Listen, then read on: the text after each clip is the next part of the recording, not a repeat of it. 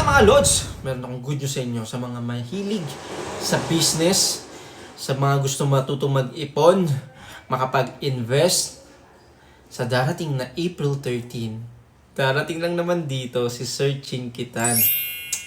Dito sa Madrid, hindi ako makapaniwala kasi gusto ko lang siya makita dati sa personal doon sa Pilipinas kapag umuwi kami ng Pilipinas. At isa siya sa mga nag-like ng isa sa mga posts ko sa TikTok about sa pag-iipon. Siya lang naman ang author ng Diary of Pulube, of a Pulube. Kaya hindi ako makapaniwala na isa ako sa magiging panel sa event niya sa darating na April 13. Kasama ko dyan si Carino at iba pang mga entrepreneur and businessman dito sa Madrid.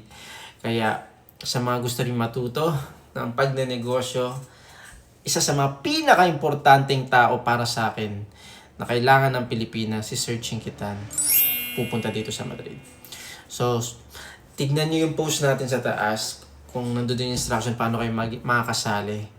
At masaya to. Marami kayong matututunan dito. At talagang may iba yung pananaw ninyo para sa magandang future. So mga Lods, punta kayo.